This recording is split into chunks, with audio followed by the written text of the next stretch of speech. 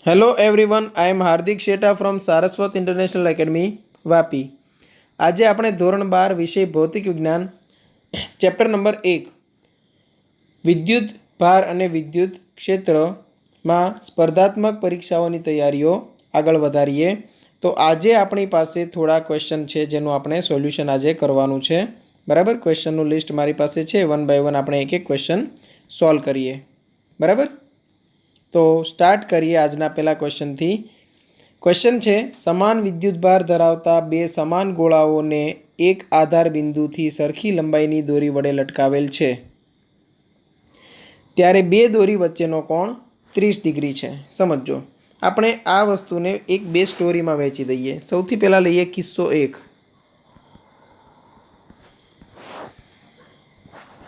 આકૃતિ દોરી દઈએ.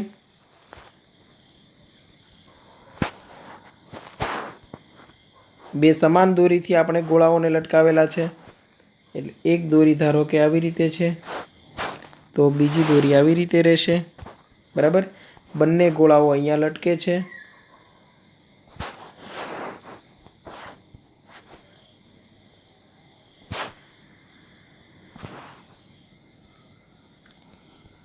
ક્લિયર? ચલો, આ બંને ગોળાઓ લટકે છે, સમજી લો તમે. હવે જ્યારે 800 કિલોગ્રામ પર મીટર ક્યુબ ઘનતાના પ્રવાહીમાં ડુબાડવામાં આવે ત્યારે દોરીઓ વચ્ચેનો કોણ, બે દોરી વચ્ચેનો કોણ ગોળાઓ હવામાં હતા ત્યારે જેટલો હતો તેટલો જ રહે છે. મતલબ કે 30 ડિગ્રી જ રહેશે. જો ગોળાઓના દ્રવ્યની ઘનતા 1600 કિલોગ્રામ પર મીટર ક્યુબ હોય તો પ્રવાહીનો ડાઇલેક્ટ્રિક અચળાંક ખાલી જગ્યા છે. સમજો, તમને ગોળાની ઘનતા આપેલી છે, બરાબર, અને એક આપી છે પ્રવાહીની ઘનતા. ઓકે, તો હવે આ પહેલો કિસ્સો હતો, એ પ્રમાણે આપણે આગળ વધીએ. તો કિસ્સા 1માં તમને કીધું હતું કે અહીંયા બે દોરી વચ્ચેનો જે ટોટલ ખૂણો છે કેટલો છે? 30. એટલે કે જો હું અહીંથી એક સરખા બે ભાગ પાડું, એક સરખા બે ભાગમાં વિભાજિત કરું તો આ ખૂણો કેટલો બનશે? 15 ડિગ્રી. 30 ડિગ્રીનું અડધું થશે. ધારો કે બે ગોળા વચ્ચેનું અંતર છે x, એ આપણને ખબર નથી. દોરીઓની લંબાઈ સરખી છે, અહીંયા L છે ને અહીંયા પણ L જ છે.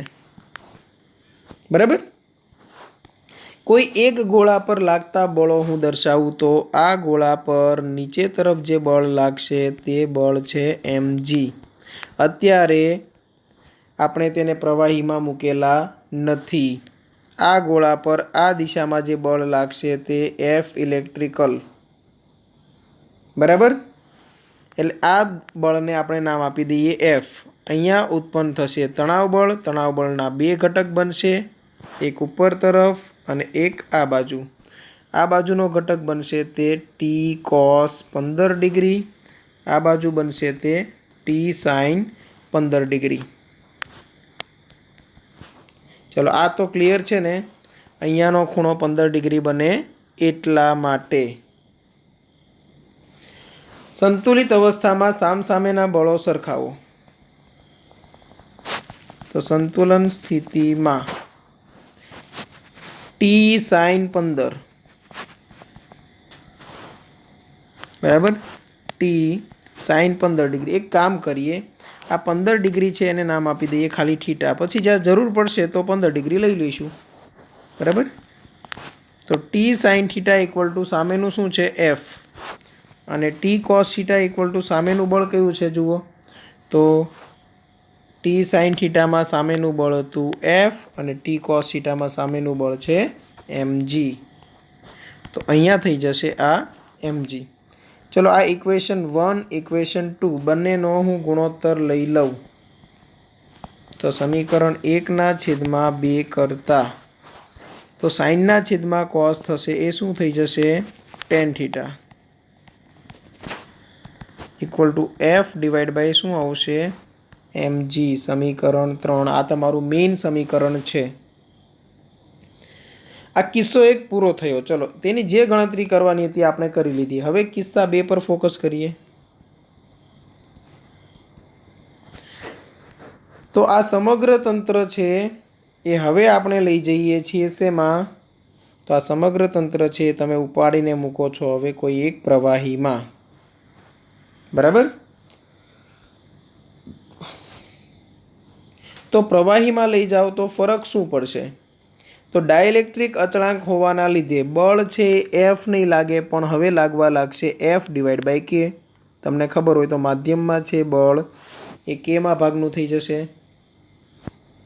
बीजी वस्तु एक वधारानुं बळ आने ऊपर तरफ लागशे केम के प्रवाही माध्यममां छे ने एटले उत्प्लावक बळ लागे।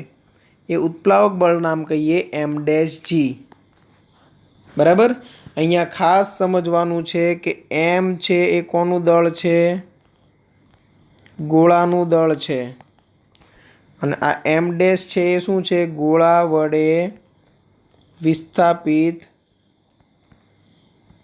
प्रवाहीनुं दळ छे। गोळाए खसेडेला पाणीनुं प्रवाहीनुं दळ ए नाम आपेલું છે આપણે એમ ડેશ। આર્કિમિડીઝના સિદ્ધાંત પ્રમાણે ઉત્પ્લાવક બળ ઉપર તરફ લાગશે। ક્લિયર? હવે તમે વિચારો તો સંતુલન અવસ્થામાં તમે કહી શકશો ટી સાઇન થીટા બરાબર એફના છેદમાં કે અને ટી કોસ થીટા તમારે લેવું હોય તો સમજો टी cos थीटा लेवू होय तो mg minus m dash g थशे। कई रीते?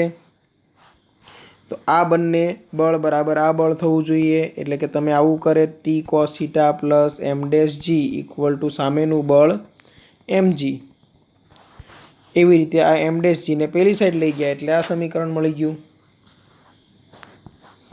चलो आ बधुं तो क्लियर है एटले आ नाम आपी दईए समीकरण 4 आ समीकरण 5।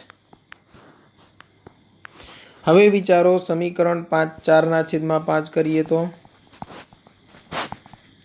समीकरण 4 ना छेदमां 5 करशो तो तमने मळशे tan थीटा बराबर f ना छेदमां k साथे काउंसमां जुओ तो mg minus m dash g समीकरण 6।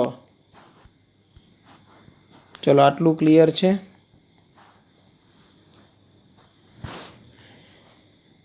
हवे समीकरण 3 अने समीकरण 6 जुओ। समीकरण 3 tan थीटा बराबर हतुं, समीकरण 6 पण tan थीटा बराबर छे। आपणे मेळववानुं शुं छे तो के प्रवाहीनो डायइलेक्ट्रिक अचळांक एटले के आपणो टार्गेट छे आ के मेळववुं। बराबर। तो तमे अहींया लखशो समीकरण 3 अने 6 सरखावता। चलो समीकरण 3 में शुं हतुं? एफ बाय एम जी हतुं। जमणी बाजू एफ बाय एम जी हतुं अने आमां जमणी बाजू छे F divide by K into M G minus M dash G. Cancel केटलुं थाय छे जुओ एफ एफ कैंसल, अहींया जी कॉमन निकळीने कैंसल थई जशे। तो जे बच्युं छे एने हूँ सरखावी दऊं तो कि m is equal to K into M minus M dash.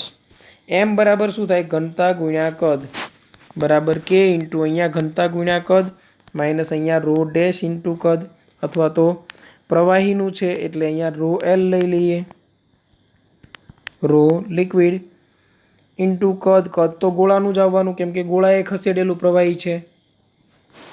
Clear? तो अहींया जे तमे रो जुओ छो रो ते कोना माटे छे? गोळा माटेनी घनता छे अने रो एल छे ए कोना माटेनी घनता छे? प्रवाही माटेनी घनता। आमां पण पाछुं कद तो केन्सल थाय छे तो जे किंमत बची छे ते मूकी दो। गोळानी घनता आपणे आपेली छे 1600 इक्वल टू के इंटू अहींया 1600 प्रवाहीनी घनता आपेली छे 1800। तो के નું મૂલ્ય તમને એ પ્રમાણે મળશે 1600 ભાગ્યા 800 એટલે 2। આપેલા માધ્યમનો ડાયઇલેક્ટ્રિક અચળાંક છે 2 એટલે આપણો આન્સર રાઈટ છે આ। ક્લિયર છે? તો આ થયો ક્વેશ્ચન નંબર 1। બરાબર। પ્રારંભમાં તમે આ હવામાં તંત્ર રાખેલું હતું, શૂન્યાવકાશમાં કહી શકો, અને એ પ્રમાણે તમે સમીકરણો મેળવી લીધા. પછી તમે આ જ વસ્તુને પ્રવાહીમાં લઈ ગયા, એટલે બે બળોમાં ફેરફાર થયા. બે બળોમાં ફેરફાર કયા કયા બળોમાં? તો કે એક ઉત્પ્લાવક બળ વધારાનું લાગ્યું તે, અને આ બાજુનું બળ છે તેમાં થોડો ઘટાડો થયો તે. બરાબર? તો એ પ્રમાણે એંગલ પાછા હતા એના એ જ રહ્યા હતા, અને એ એંગલે તમને સપોર્ટ કર્યો, કેમ કે પહેલું તમને સમીકરણ મળ્યું ટેન થીટાના ફોર્મમાં, બીજું સમીકરણ મેઇન હતું તે પણ ટેન થીટાના ફોર્મમાં, એટલે તમે બંને સમીકરણને સરખાવી દીધા. પછી તો કેલ્ક્યુલેશન સાવ ઇઝી હતું. બરાબર? જો તમને ઉત્પ્લાવક બળનો કોન્સેપ્ટ ખબર હોય તો કોઈ પ્રોબ્લેમ થશે જ નહીં. અહીંયા આવશે ગોળાની ઘનતા, ગોળાનું કદ, ગોળાની ઘનતા, ગોળાનું કદ, પ્રવાહીની ઘનતા, પણ કદ ગોળાનું, કેમ કે ગોળાનું જેટલું કદ હશે તેટલું જ પ્રવાહી તેનાથી દૂર ગયું હશે. ઓકે, ચલો, આ ક્વેશ્ચન નંબર 1નું સોલ્યુશન થયું. હવે બીજો ક્વેશ્ચન જોઈએ. સ્મોલ એ ત્રિજ્યાના વર્તુળના પરિઘ પર રેખીય વિદ્યુતભાર ઘનતા લેમ્બડા બરાબર લેમ્બડા 0 cos થીટા છે, તો તેના પરનો કુલ વિદ્યુતભાર કેટલો? સમજો, આ વર્તુળ છે, તેના પરિઘ પર તમને વિદ્યુતભારની રેખીય ઘનતા આપેલી છે. હવે આપણે માની લઈએ કે અહીંયાથી આપણે ખૂણો ગણવાની શરૂઆત કરી. આ જે લાઈન છે ત્યાંથી ખૂણો ગણવાની શરૂઆત કરી. અહીંયા હું એક નાનું એવું સેમ્પલ પસંદ કરું છું, કેમ કે વિદ્યુતભાર સતત બદલાય છે, એટલે સીધો હું સરવાળો કરી શકતો નથી, એટલે મારે કોની હેલ્પ લેવી પડશે? સંકલનની. ક્લિયર? તો અહીંયા મેં શું કર્યું? તો અહીંયા મેં આ બે લાઈન છે, બરાબર, આપણે જે સૂક્ષ્મ લંબાઈ છે dl, જેની લંબાઈ બનશે a ઇન્ટુ ડી થીટા. શા માટે a ઇન્ટુ ડી થીટા? બરાબર, કેમ કે ચાપ બરાબર ખૂણો ગુણ્યા ત્રિજ્યા થશે. ખૂણો તમે જે આ પસંદ કરો છો એ કયો છે? તો કે ખૂણો પસંદ કરેલો છે તે ડી થીટા છે. અને આ જે ખૂણો જે કુલ બનેલો છે, આપણા સેમ્પલનું જે કોણીય સ્થાન છે તે છે થીટા. હવે આ થીટા આપણે બદલાવતું જવાનું છે. જ્યારે પહેલું સેમ્પલ તમે અહીંયા મૂકશો ત્યારે ખૂણો બનશે 0. પછી સેમ્પલ જેમ આગળ વધારતા જશો તેમ ખૂણો મોટો બનતો જશે. છેલ્લે ખૂણો જે બનશે એ કયો બનશે? 2π. એટલે આપણે શું કરવાનું છે? એક નાનો એવો વિદ્યુતભાર લેવાનો છે dq, અને પછી તેનું સંકલન કરવાનું છે આખા પરિઘ પર. તો આપણે સ્ટાર્ટ કરીએ. dl પર વિદ્યુત ભાર, તેને શું કહેવાય? dq. dq બરાબર શું થાય? Lambda into dl. Lambda equal two શું છે? Lambda 0 into cos theta. dl શું છે? તો કે a ઇન્ટુ ડી થીટા. આ શું છે? dq. હવે તમે શું કરશો? તો કે બંને બાજુ સંકલન કરતા, સંકલનમાં dq ઇક્વલ ટુ, અહીંયા સમજો, લેમ્બડા 0 એ બહાર નીકળી જશે, સંકલનમાં શું બચશે? ખાલી કોસ થીટા ડી થીટા. આ પદમાંથી લેમ્બડા 0 અને એ બહાર નીકળી જશે, કેમ કે અચળ છે. સંકલન વધશે કોસ થીટા ડી થીટા 0થી લઈને 2π સુધી, એટલે તમને કુલ વિદ્યુતભાર q મળી જશે લેમ્બડા 0 એ. કોસ થીટાનું સંકલન સાઇન થીટા 0થી લઈને 2π સુધી, લેમ્બડા 0 એ. એક વખત થીટાની જગ્યાએ મૂકવાનું 2π, એક વખત થીટાની જગ્યાએ મૂકવાનું 0 ડિગ્રી. સાઇન 2π એટલે 0 અને સાઇન 0 એટલે પણ 0. તો પછી આપણો આન્સર શું આવશે? 0 - 0 એટલે 0, અને 0નો ગુણાકાર તમે કોઈ પણ સાથે કરશો એટલે જવાબ આવશે 0. બરાબર? એટલે અત્યારે જે આન્સર રાઈટ છે એ આ છે, 0. ક્લિયર? હવે આ જ વસ્તુ તમે લોજિકલી પણ વિચારી શકો.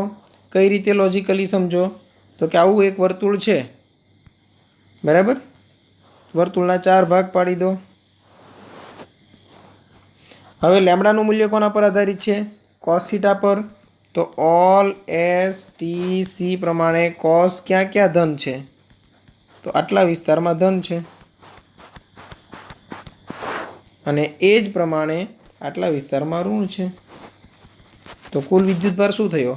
અડધો ધન અડધો ઋણ, કુલ વિદ્યુતભાર થઈ ગયો 0. બરાબર. આ લોજિકલી થયું, પણ છતાં પણ એક વખત આ મેથેમેટિકલ સ્ટેપથી કન્ફર્મ કરવું જરૂરી. બરાબર. હવે ઘણી વખત તમને અહીંયા લેમડા 0 કોસ થીટાની જગ્યાએ તમને અહીંયા આપી દેવામાં આવે લેમડા 0 કોસ સ્ક્વેર થીટા, તો પણ તમે ગણતરી કરી શકો છો. અહીંયા કોસ સ્ક્વેર થીટાનું ખાલી તમારે સંકલન કરવું પડશે. ક્લિયર?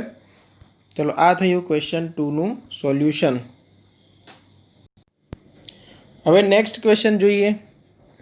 જો તેના જેવો જ ક્વેશ્ચન છે. અહીંયા પણ તમને એ ત્રિજ્યાના વર્તુળના પરિઘ પર રેખીય વિદ્યુતભાર ઘનતા હતી lambda equal to lambda 0 cos theta. અહીંયા પણ સેમ છે. ફરક એટલો છે કે આ વખતે આપણે તંત્રની ડાયપોલ મોમેન્ટ માપવાની છે.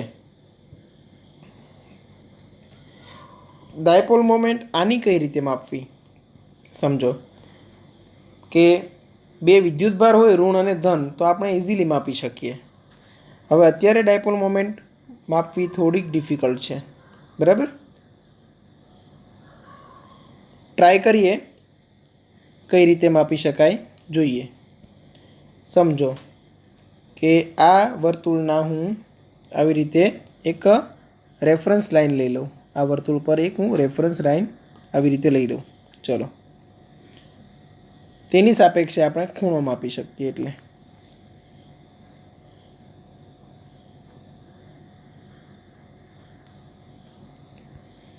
ચલો, આવી રીતે લઈ લીધું.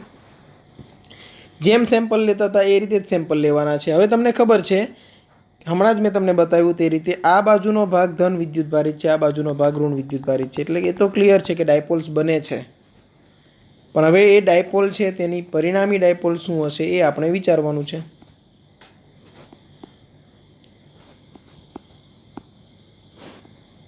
ઓકે, પરિણામી ડાયપોલ માટે સમજો આ બાજુનો વિદ્યુતભાર જો ધન હશે, હું આટલું એવું સેમ્પલ પસંદ કરું, એ બાજુનો વિદ્યુતભાર જો ધન હશે તો કમ્પલસરી આ બાજુનો વિદ્યુતભાર શું હશે? ઋણ હશે. અને તેટલા જ મૂલ્યનો, કેમ કે એક સરખા જ મેં ખૂણા પર લઉં છું. આ સેન્ટર છે ત્યાંથી આ ખૂણો લઉં છું ડી થીટા. આ સેમ્પલનો મેં જે ખૂણો લીધેલો છે એ ખૂણો છે ડી થીટા. બરાબર. આ ખૂણો છે ડી થીટા. અને આ જે ખૂણો છે તે છે થીટા. સેમ એવી રીતે આ બાજુ જે ખૂણો બને છે, આ બાજુ આ ખૂણો કયો બને? થીટા.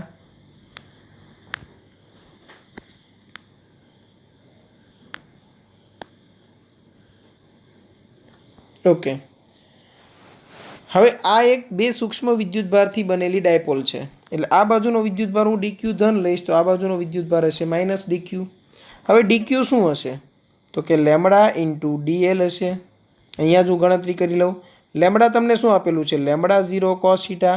ડીએલ શું થશે? ત્રિજ્યા ગુણ્યા ખૂણો, એટલે એ ઇન્ટુ ડી થીટા. આટલો તો ખાલી વિદ્યુતભાર થયો. પ્લસ આપણને જોઈએ છે બંને વિદ્યુતભારો વચ્ચેનું અંતર. એટલે આ અંતર આપણને જોઈએ છે. સમજો શું હશે? તો હું આના એક્ઝેક્ટ બે ભાગ કરી દઉં. આના એક્ઝેક્ટ હું બે ભાગ કરી દઉં તો આવી રીતે આ ઝેડ બને. જુઓ અહીંયા દેખાય છે આ ઝેડ. હવે દેખાણો હશે. દેખાય છે? એ ઝેડ બને છે એટલે અહીંયાનો ખૂણો શું હોય? થીટા જ હોય. ઓકે, આ ભાગ શું છે? ત્રિજ્યા એ. તો આ બાજુનો ભાગ શું બને? એ કોસ થીટા. હવે સમજ પડી હશે કદાચ. બરાબર. એટલે આ બાજુનો ભાગ બને એ કોસ થીટા. તો આ બાજુનો ભાગ પાછો શું બને? એ કોસ થીટા. તો કુલ અંતર શું બન્યું? 2a cos theta. સમજ પડી? તો કુલ અંતર બને છે 2a cos theta.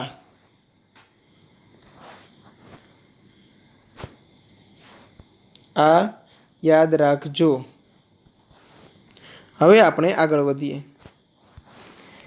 Dipole moment, small dipole moment લઈએ. આકૃતિમાં દર્શાવેલ દર્શાવેલ ડીક્યુ અને માઇનસ ડીક્યુ વિદ્યુતભારોની ડાયપોલ મોમેન્ટ પી એને ડીપી નામ આપીએ, ડીક્યુ વિદ્યુતભાર અને બંને વચ્ચેનું અંતર છે એ 2a cos થીટા, બરાબર. a cos theta plus a cos theta આ બની ગયું આખું અંતર જે છે એ 2a cos થીટા. આ અંતરની જરૂર છે આપણને. ચલો હવે આટલું ક્લિયર થયું હશે.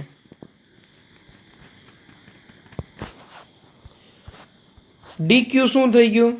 તો ડીક્યુની ગણતરી આપણે અહીંયા કરી લેમડા ઇન્ટુ ડીએલ, બરાબર. એકમ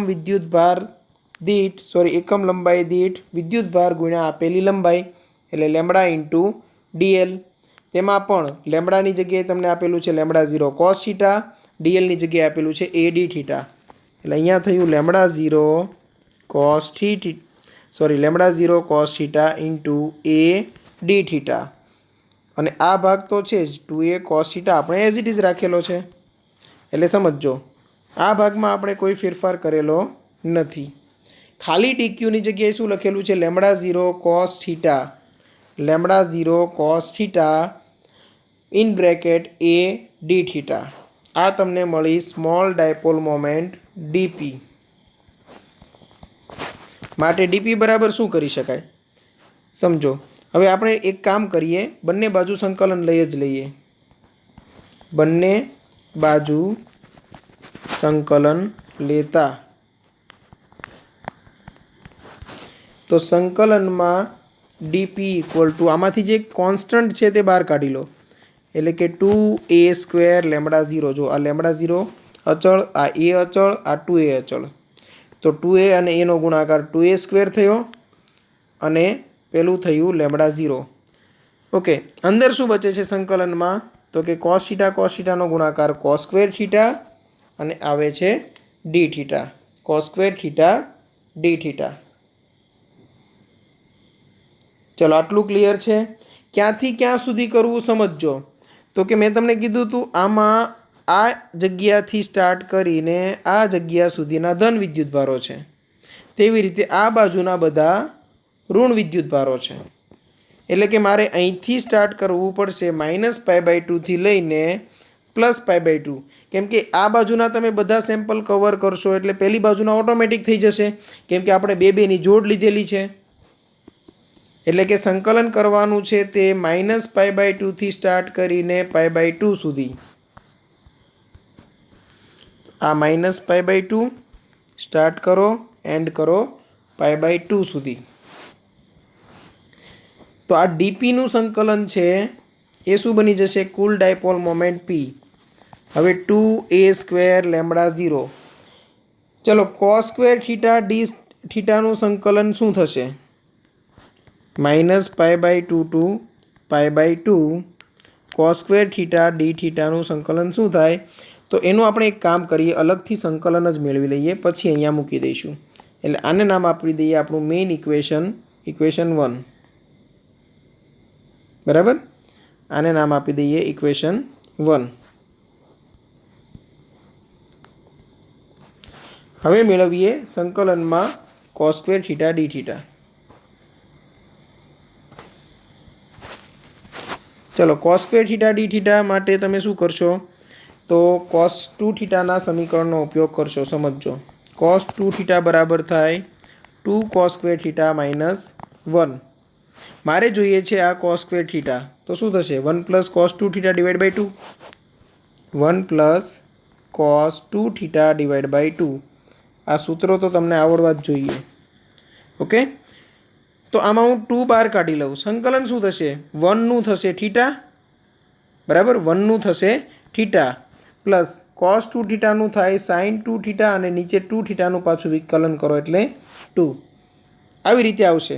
હવે આમાં લિમિટ મૂકું હું -π/2 ટુ π/2. હવે એક કામ કરીએ, લિમિટ છે ને આ બંનેને અલગ અલગ આપી દઈએ. એટલે કે આ જે થીટા મળેલું છે તેને પણ લિમિટ આપી દઈએ. સમજો આ જે આપણે સંકલન કરેલું છે તેમાં બે ભાગ પાડી દીધા, 1 અને cos 2 થીટા 1/2 આપણે બહાર કાઢી લીધું. આને લિમિટ આપી દીધી -π/2 ટુ π/2. આને પણ આપી દીધી -π/2 ટુ π/2. 1/2 બહાર જ છે. આ જે 2 હતા અહીંયા એ જ 2 અહીંયા અમે લઈ લીધેલા છે. ક્લિયર? હવે સમજો 1/2 બહાર જ છે. એક વખત થીટાની જગ્યાએ મૂકશો π/2. એક વખત થીટાની જગ્યાએ મૂકશો π/2 માઇનસ કરીને એક વખત થીટાની જગ્યાએ લખશો -π/2 પ્લસ અહીંયા શું થશે સમજો.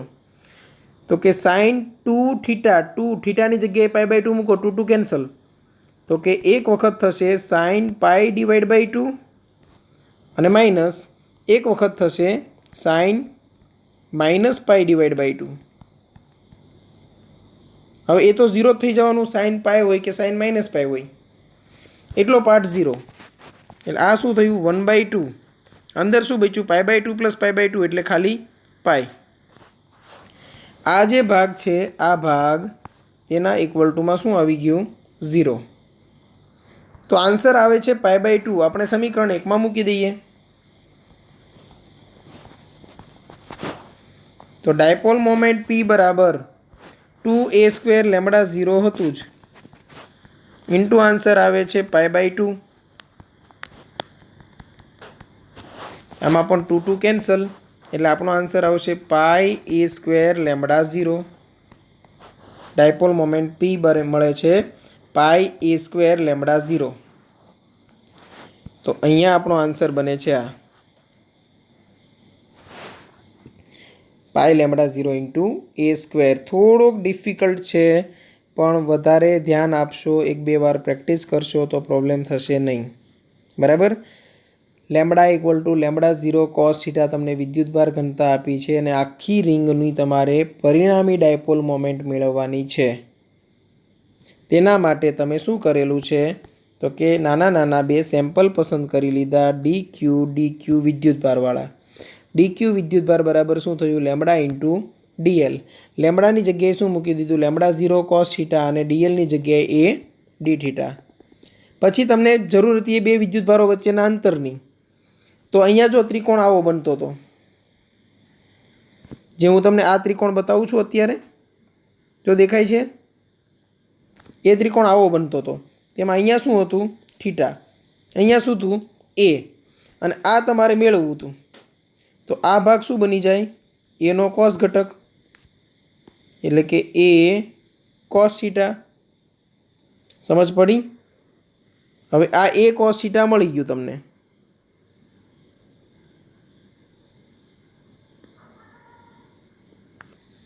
બરાબર. એ 2 વખત a cos થીટા છે એટલે બંને વિદ્યુતભાર વચ્ચેનું અંતર કુલ કેટલું થઈ જશે 2a cos થીટા. તો તમને વિદ્યુતભાર મળી ગયો છે, 2 વિદ્યુતભારો વચ્ચેનું અંતર મળી ગયું છે, એટલે કે નાની એવી ડાયપોલ મોમેન્ટ તો મળી ગઈ dp બરાબર dq ઇન્ટુ 2 વિદ્યુતભારો વચ્ચેનું અંતર. dq હતું λ0 cos theta into a d theta. 2 વિદ્યુતભારો વચ્ચેનું અંતર હતું 2a cos થીટા. પછી તો સાવ સિમ્પલ છે, બંને બાજુ સંકલન લેવાનું છે. બંને બાજુ સંકલન લો તેમાં અચળ પદ બહાર કાઢી લો. cos² થીટા d થીટાનું તમને મેં અહીંયા જે રીતે આખું સોલ્યુશન આપેલું છે તે રીતે સોલ્યુશન મૂકી દો. ક્યાંથી ક્યાં સુધી કરવાનું હતું -π/2 થી લઈને π/2 સુધી. તો એ આપણે આખું અહીંયા મેળવી લીધું. બરાબર. તો એ તમને મળે છે π/2. તો આ આખું જે ટર્મ છે આટલું એની જગ્યાએ તમે શું મૂકી દીધું π/2 એટલે 2 2 કેન્સલ થઈ ગયા. આન્સર શું બચ્યો a² lambda into π/2, sorry a² λ0 into pi. 2 2 cancel થઈ ગયા હતા. બરાબર. ચલો આ થયું આપણા ક્વેશ્ચન નંબર 3 નું સોલ્યુશન. ઓકે. તો આવી રીતે ઘણા બધા ક્વેશ્ચનની પ્રેક્ટિસ કરતા રહો અને કોઈ ડાઉટ હોય તો તમે કોન્ટેક્ટ કરી શકો છો. Okay, thank you.